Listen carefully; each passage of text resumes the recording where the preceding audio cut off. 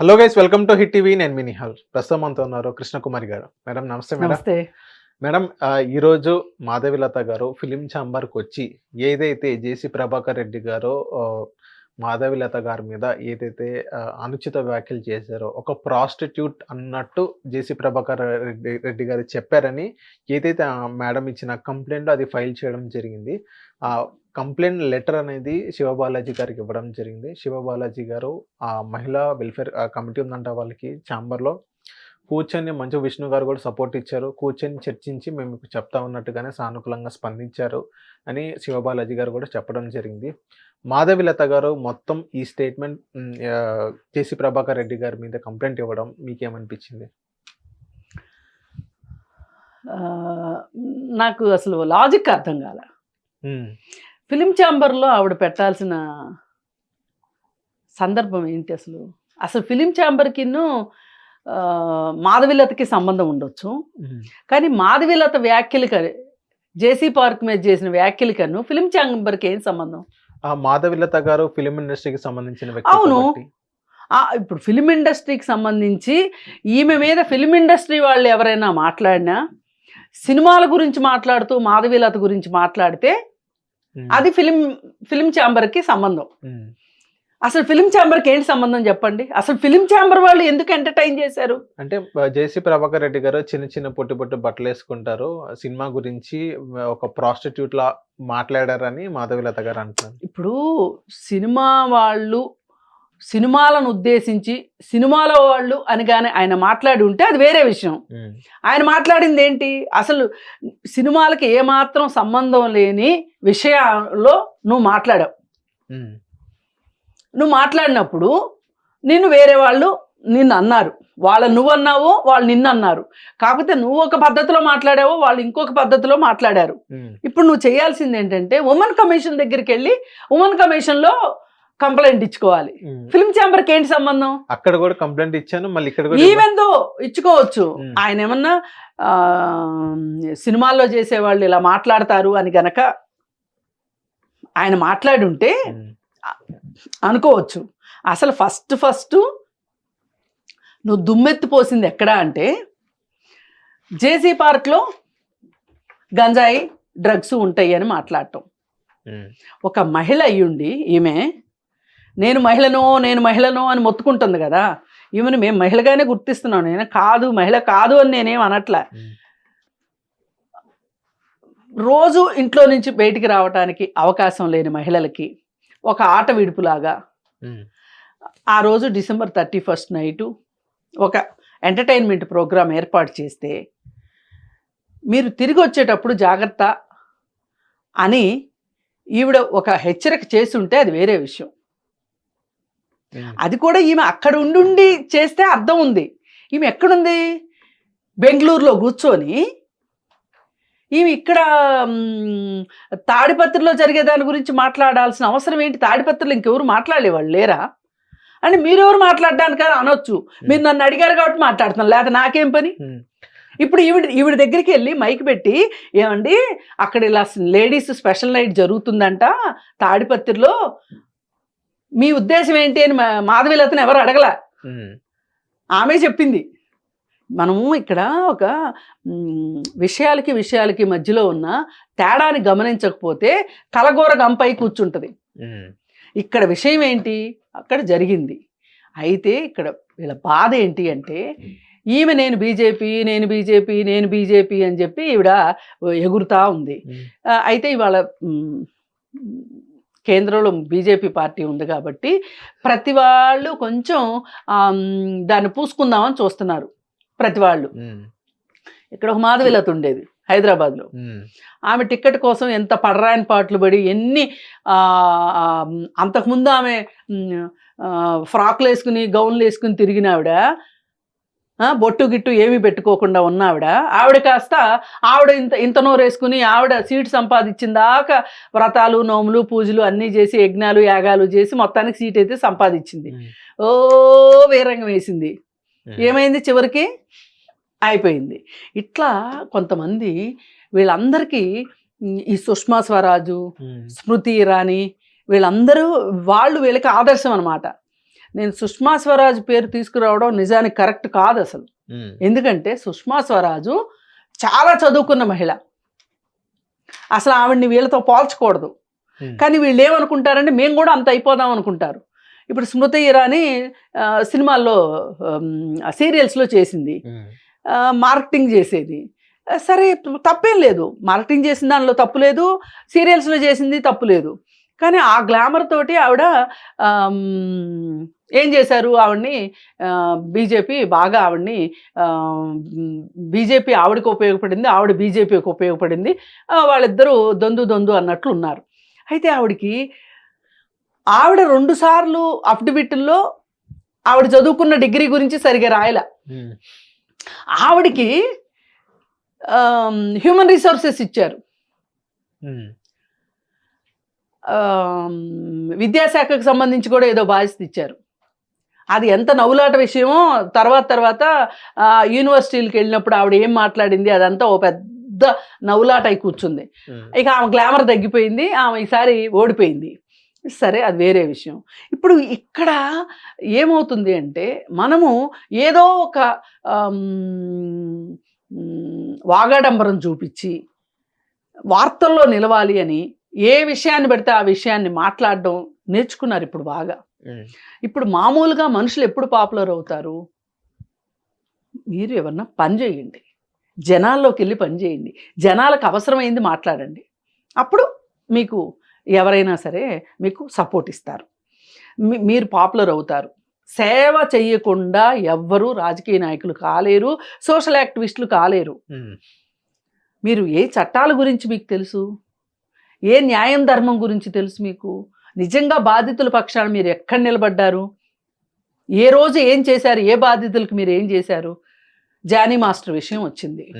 Johnny master విషయం వచ్చినప్పుడు Johnny మాస్టర్ని మీరు బాగానే ఆ అమ్మాయితో నేను మాట్లాడాను, సృష్టి వర్మతోటి, నేను చాలా బాధపడ్డాను నేను, అది ఇది అని చెప్పి ఆవిడ మాట్లాడి దాన్ని లవ్ జిహాద్ అన్నది. నేను దాన్ని లవ్ జిహాద్ అనే మాట నేను ఖండించాను. ఇక్కడ లవ్ జిహాద్ ఎక్కడిది? మతం పరంగా అతను చేసింది ఏమీ లేదు. అతను వృత్తిపరంగా అతనికి వచ్చిన అవకాశాన్ని అతను వాడుకున్నాడు తప్పితే అక్కడ మతం ఎక్కడుంది? లవ్ జిహాద్ కాదు అంటే కాదు లవ్ జిహాద్ అని వాదించింది. అసలు లవ్ జిహాద్ నిర్వచనమే వేరమ్మా, మీరు కొంచెం తెలుసుకుని మాట్లాడండి అని చెప్పి నేను అన్నా. కానీ ఆమె పద్ధతి మార్చుకోవాలి. ఎందుకు అంటే ఈ లవ్ జిహాద్ అనే మాట ఇవాళ చాలా పెద్ద పాపులర్ డైలాగ్ అయింది, పెద్దల దృష్టిలో పడాలి అంటే. ఇప్పుడు అక్కడ కూడా ఆ లేడీసు, తాడిపత్రిలో లేడీసు ఎక్కువ వచ్చింది ముస్లిమ్స్, అక్కడ ఎక్కువ ముస్లిమ్స్ ఉంటారు. ముస్లిమ్స్ లేడీస్ని తొందరగా బయటికి తీసుకెళ్లరు, అందుకని వాళ్ళకు ఒక ఆట విడుపుగా ఉంటుంది అని చెప్పి లేడీస్ నైట్ అని పెట్టి అక్కడ చాలా మార్కెట్ పెట్టారు, చాలా వస్తువులు తినుబండారాలు అమ్మేవి, అలాగే ఇప్పుడు చేతి వృత్తులతో తయారు చేసుకున్న వాళ్ళకి అదొక మార్కెట్ ప్లేస్ లాగా ఉంది. చక్కగా తినేవాళ్ళు తింటా ఉన్నారు, నేను ఆ వీడియోస్ అన్నీ చూశాను, కొనుక్కునే వాళ్ళు కొనుక్కున్నారు. ఇప్పుడు ఈ మహిళ వెళ్ళింది అంటే ఇంట్లో వాళ్ళు వదిలిపెడతారా? వచ్చి బయట వెయిట్ చేస్తారు, తీసుకెళ్తారు ఇంటికి. అసలు వాళ్ళ భద్రత గురించి అక్కడ జేసీ ప్రభాకర్ రెడ్డి కోపం వచ్చింది ఎక్కడ అంటే, జేసీ పార్క్లో గంజాయి ఉంటుంది, డ్రగ్స్ ఉంటాయి అని నువ్వు అనిన దానికి అతను కోపం వచ్చింది.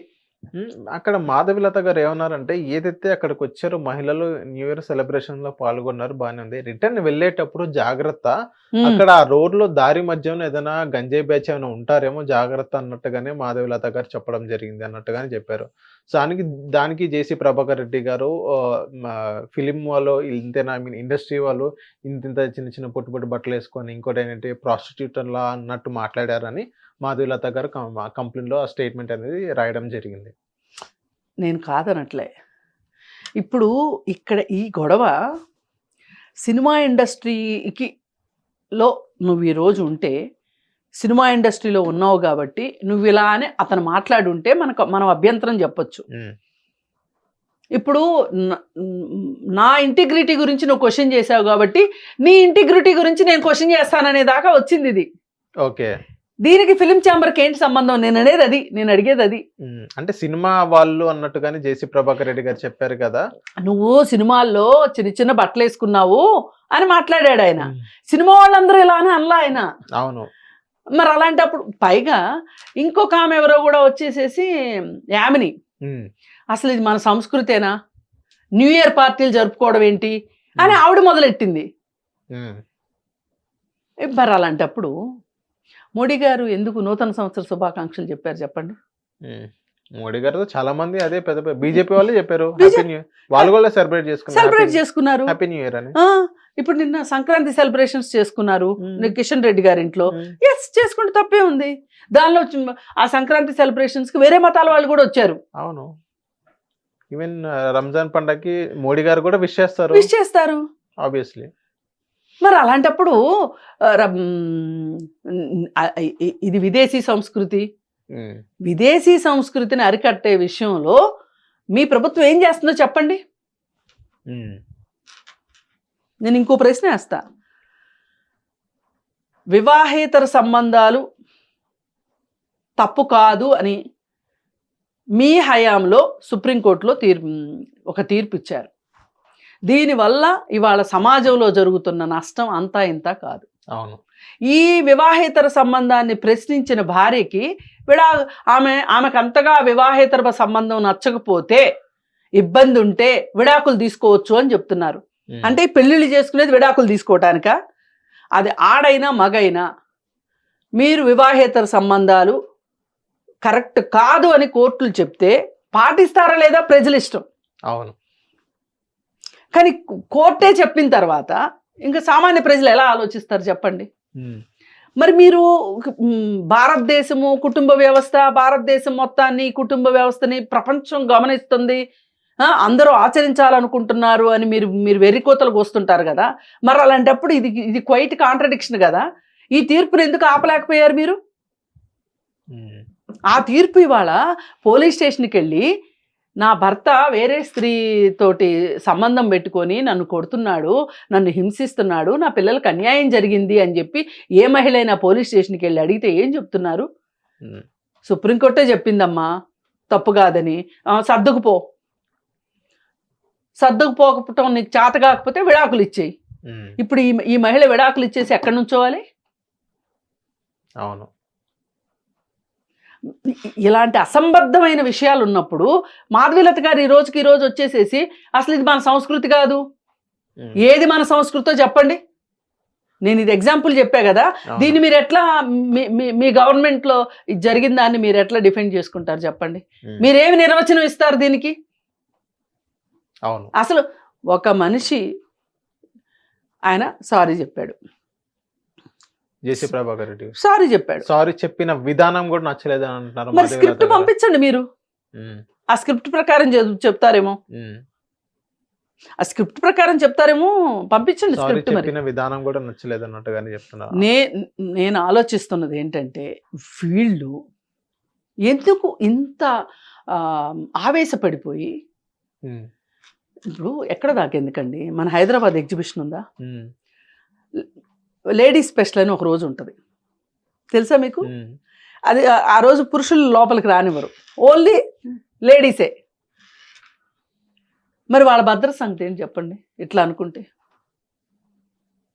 అవును.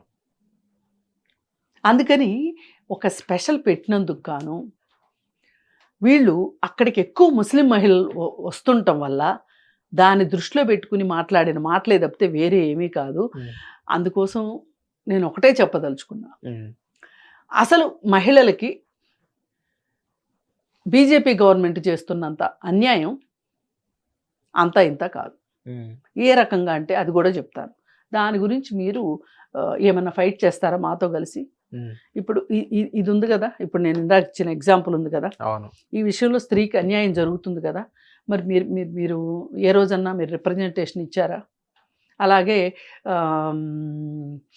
మహిళలకి నైట్ డ్యూటీలు తీసేస్తున్నాము అని చెప్పి ఒక స్టేట్మెంట్ ఇచ్చారు. అసలు నైట్ డ్యూటీలు తీసేయాల్సిన అవసరం ఏంటి? నైట్ డ్యూటీలు తీసేయక్కర్లా. ఎందుకు తీసేశారు అంటే డ్యూటీకి వెళ్ళిన మహిళ ఇంటికి తీసుకొచ్చి వదిలిపెట్టే బాధ్యత ఆ సంస్థది. ఆ సంస్థ ఆ బాధ్యత నుంచి తప్పించుకోవటం కోసం మహిళలకి నైట్ డ్యూటీస్ తీసేస్తారు. దీనివల్ల నష్టం ఏంటో చెప్తా. ఇప్పుడు కోల్కతాలో ఆ డాక్టర్ చనిపోయినప్పుడు కూడా లేడీ డాక్టర్స్కి మేము నైట్ డ్యూటీస్ తీసేస్తాము అని చెప్పి వాళ్ళు ఇచ్చారు. ఇప్పుడు ఇక్కడ ఏమవుద్దంటే ఆఫీసులో నైట్ డ్యూటీ చేసే మగవాళ్ళకి హాస్పిటల్లో నైట్ డ్యూటీ అంటే అది కనుక అమలు అయితే నైట్ డ్యూటీ చేసే మగ డాక్టర్లకి కోపం ఎలా వస్తుందంటే, ఆడపడకపోతున్నా బాగుండేది, మనకి శ్రమ తప్పేది. ఆడవాళ్ళు చూడు వాళ్ళకి ఇప్పటికే బోలుడు ప్రత్యేక చట్టాలు అవి ఇవి అని ఆడవాళ్ళ మీద లేనిపోని ద్వేషం పెరుగుతుంది వాళ్ళ. మీరు నైట్ డ్యూటీలు తీసేయడము అనేది అది మహిళలకి చేతగానితనం కాదు, మీకు భద్రత కల్పించలేనితనం. అది ఇది శాంతి భద్రతల సమస్య. అవును, అందుకోసం మీరు దాని నుంచి తప్పుకోవడం కోసం మీరు ఈ పని చెప్తున్నారు. ఇప్పుడు అక్కడ నిజమే అనుకుందాం, శాంతి భద్రతల సమస్య అనుకుందాం, తాడిపత్రిలో కూడా అది పోలీసులు కదా చూసుకుంటారు. అవును, ఈవెన్ అక్కడ జేసీ ప్రభాకర్ రెడ్డి గారు చెప్పిన విషయం ఏంటంటే, ఆ న్యూ ఇయర్ తర్వాత ఇప్పటిదాకా ఒక సింగిల్ కంప్లైంట్ అనేది కూడా రేజ్ అవ్వలేదు. ఒక మహిళ పైన దాడి జరిగిందని కానీ, ఒక మహిళ ఏదైనా ఇంటికి వెళ్ళే సమయంలో అక్కడ ఏదైనా గొడవలు అయినాయి కానీ ఏ ఒక్క కంప్లైంట్ కూడా రిజిస్టర్ అవ్వలేదంటే నేను అక్కడ ఎంత గట్టిగా చేశానో చూడండి అన్నట్టుగానే జేసీ ప్రభాకర్ రెడ్డి గారు ప్రెస్ మీట్లో చెప్పడం జరిగింది. దానిపైన మీరేమంటారు కదా? అవును, జరిగితే వచ్చేస్తుంది కదా న్యూస్. అవును, అది ఈయన నేనే చేశానని చెప్పుకోవడం కూడా కరెక్ట్ కాదు. అక్కడ పోలీసు వ్యవస్థ ఇంతమంది మహిళలు ఇక్కడికి వస్తారు కాబట్టి వాళ్ళ భద్రత మన బాధ్యత కాబట్టి వాళ్ళు ఎక్కువ పహరా పెట్టుండొచ్చు. మేడం ఇక్కడ ఇంకో పాయింట్ కూడా మనం చూడొచ్చు. ఏదైతే మాధవీలత గారు ఏదైతే ఫస్ట్ ఒక వీడియోలో మేడం మాధవీలత గారు చెప్పారో, ఏదైతే జేసీ పార్క్ లో ఏదైతే న్యూ ఇయర్ సెలబ్రేషన్ అవుతుందో ఇంటికి వెళ్ళేటప్పుడు అక్కడ పోలీసు బలగం అనేది గట్టిగా పెట్టండి అన్నట్టుగానే కూడా చెప్పొచ్చు కదా. అదే నేను అంటున్నా.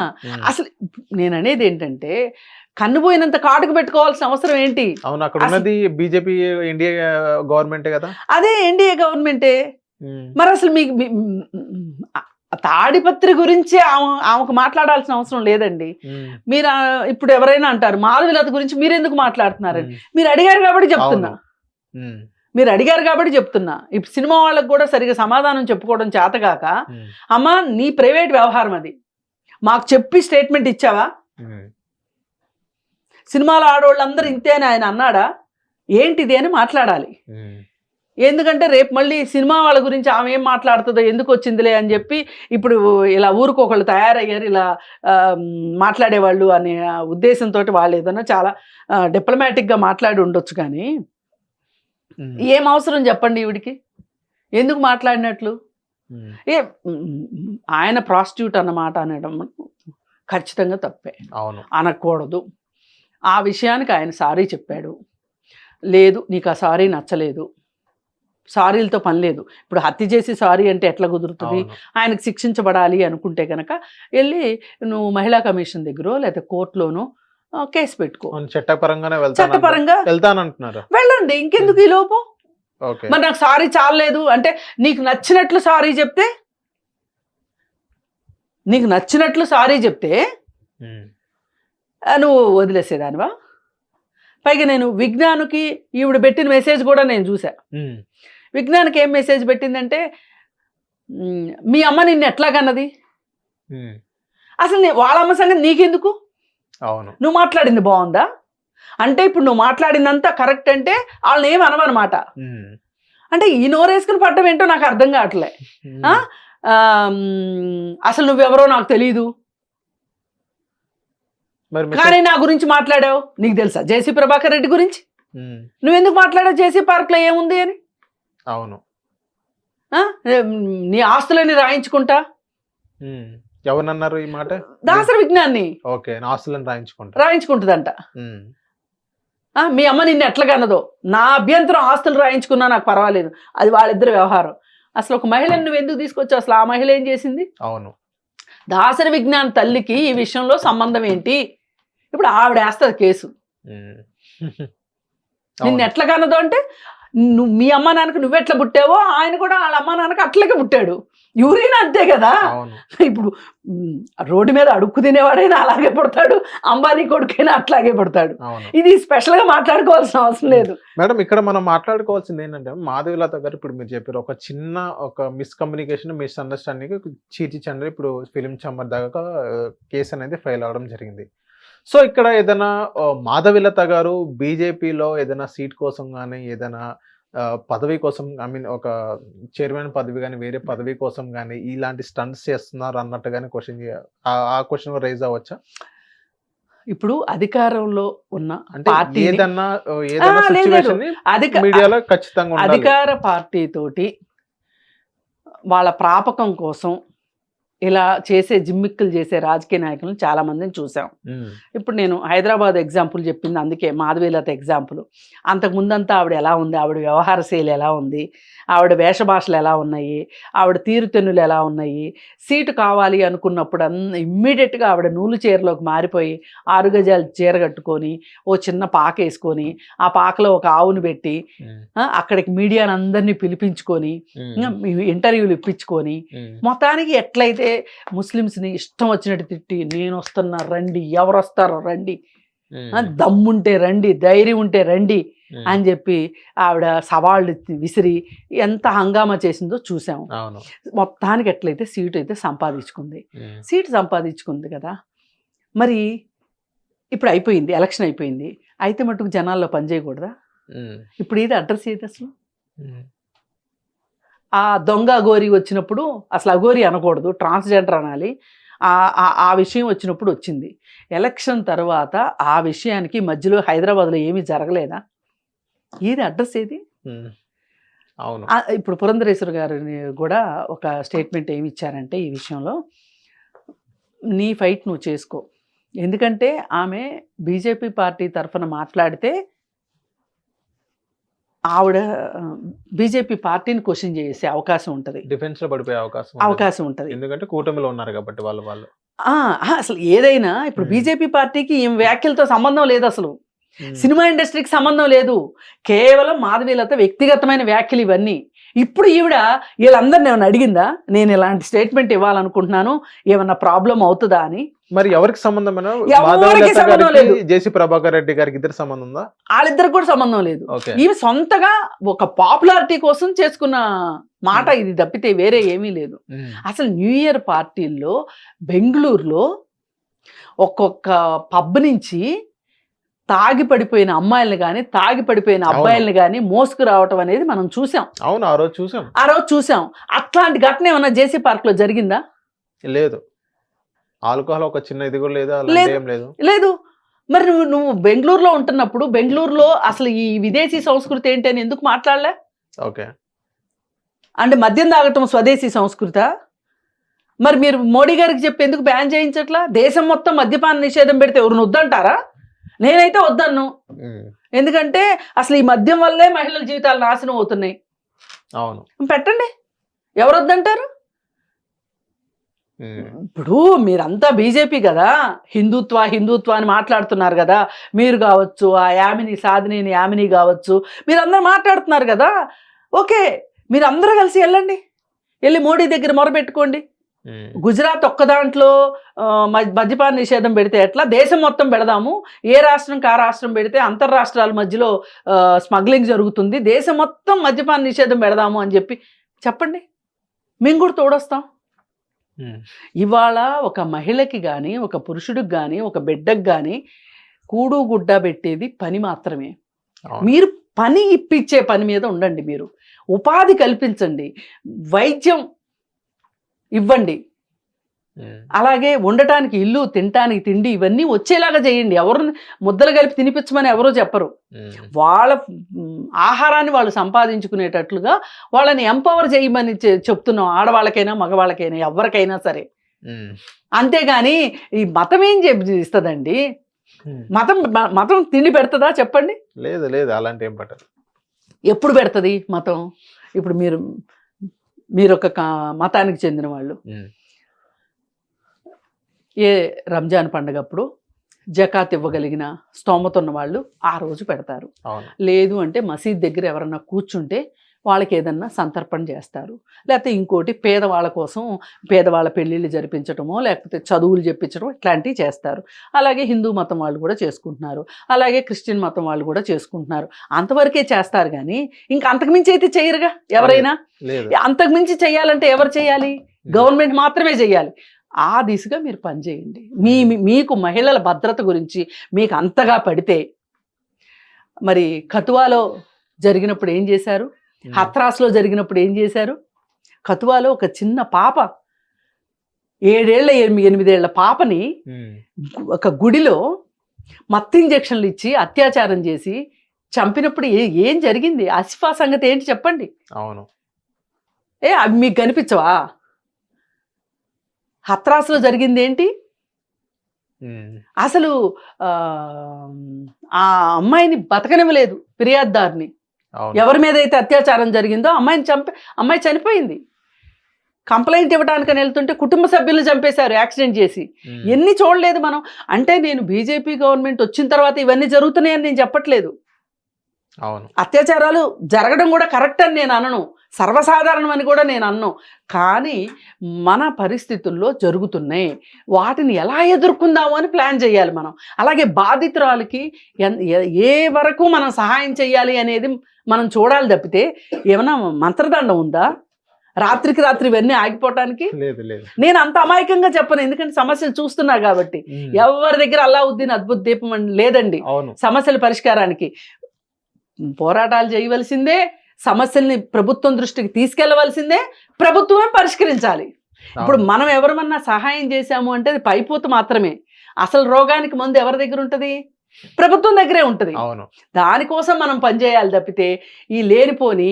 పైగా ఇంకొకటి, ఆత్మగౌరవానికి భంగం కలిగింది అనేది, ఆత్మగౌరవానికి భంగం కలగటము అనేది మహిళకి ఎంత ఆత్మగౌరవం ఉంటుందో పురుషుడికి కూడా ఉంది. ప్రతి మనిషికి ఆత్మగౌరవం ఉంటుంది. దీనిలో పురుషుల స్త్రీల అనేది విడదీయటం కరెక్ట్ కాదు. కానీ ఆమె జెండర్ని గుర్తించి మరీ మాట్లాడింది తప్పు అవుతుంది. అవును. ఇప్పుడు ఈవిడ ఆయన ఆత్మగౌరవానికి భంగం కలిగించింది, ఆయన పరువు ప్రతిష్టలకు భంగం కలిగేటట్లు మాట్లాడింది కాబట్టి ఆయన ఆ ప్రాస్టిట్యూట్ అనే మాట వాడారు. అంటే మనకి సమాజంలో నానుడి అంటే ఎలా ఉంటాయి అంటే బూతులన్నీ ఆడవాళ్ళని ఉద్దేశించే ఉంటాయి. మీరు ఒక్క బూత్ అయినా సరే అవును మగవాళ్ళకి ఉద్దేశించి తిట్టే బూత్ ఉందా? లేదు. ఇప్పుడు ప్రాస్టిట్యూట్ అంటే మీరు ఇంత చీప్గా మాట్లాడారని అనుకుంటున్నారు. మగ ప్రాస్టిట్యూట్లు కూడా ఉన్నారు, నడుస్తుంది వ్యాపారం. నువ్వు ఒక మేల్ ప్రాస్టిట్యూట్ అని అనకపోయావా మరి? అలా అనుకుంటే నేను తట్టుకోలేకపోతున్నాను అని ఏడవడం కాదు, ఏదో ఏడుపేదో ఆడవాళ్ళ సహజ లక్షణం లాగా. మగవాళ్ళకి ఏడుపు రాదా? మగవాళ్ళు మనుషులు కాదా? వాళ్ళ కళ్ళల్లో కన్నీళ్లు ఉండవా? వాళ్ళు ఇన్ని సంవత్సరాలుగా ఆ ప్రాంతంలో కాపాడుకున్న పరువు ప్రతిష్టలకు భంగం కలిగించేలాగా మాట్లాడావు.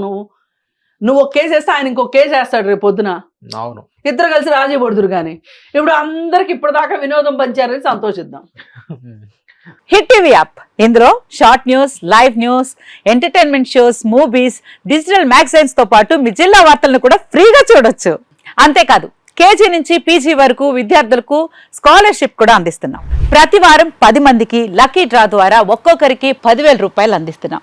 ఇంకెందుకు ఆలస్యం, వెంటనే హిట్ టీవీ యాప్ ని డౌన్లోడ్ చేసుకుని ఫ్రీగా ఎంటర్టైన్మెంట్ పొందండి. Hit TV app. Hit TV app. Please download hit TV app. Hit TV app ని ఫ్రీగా డౌన్లోడ్ చేసుకుని ఎంజాయ్ చేయండి. మీకు నచ్చిన ఎంటర్టైన్మెంట్ కోసం హిట్ టీవీ యాప్ ని ఫ్రీగా డౌన్లోడ్ చేసుకుని ఎంజాయ్ చేయండి. హిట్ టీవీ యాప్ ని డౌన్లోడ్ చేసుకుని ఆస్వాదించండి, ఆశీర్వదించండి. ఇంతమంది సెలబ్రిటీలు హిట్ టీవీ యాప్ ని డౌన్లోడ్ చేసుకోండి అని చెప్తున్నారంటే ఎంత మంచి యాప్ ఆలోచించండి. అమెరికా అమెరికాలో చదవాలనుకునే వాళ్ళకి విశ్వసనీయమైన పేరు మన శౌర్య కన్సల్టెన్సీ.